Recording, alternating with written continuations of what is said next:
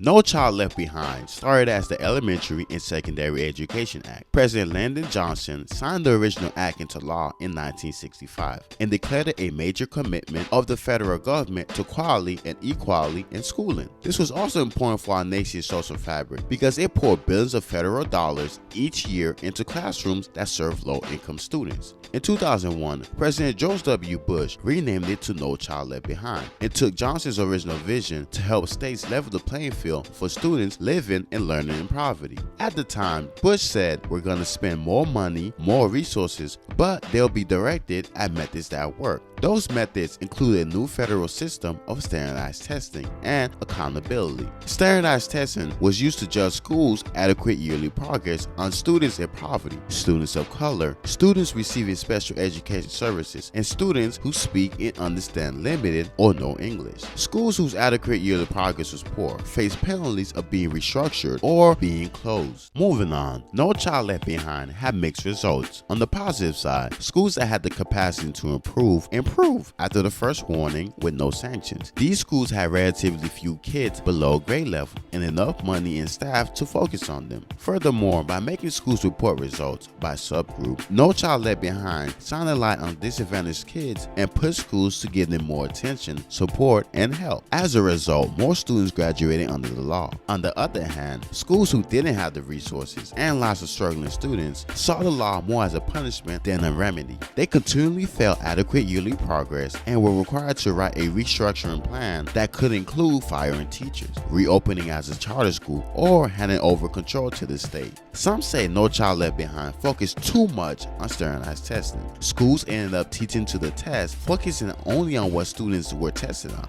And there were several cheating scandals which critics linked to the pressure on teachers and educators to perform.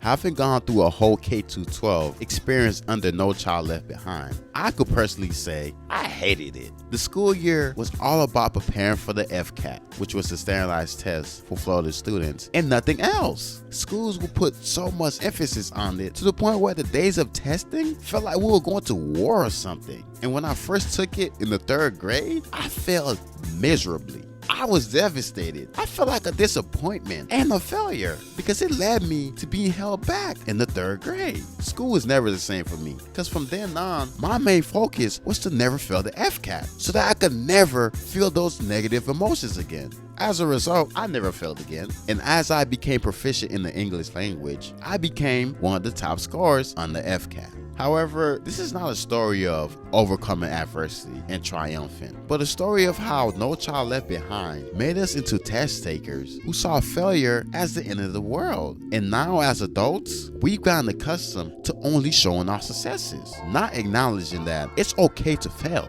It's okay to not be where everyone else is at, and that failure is part of the journey to success.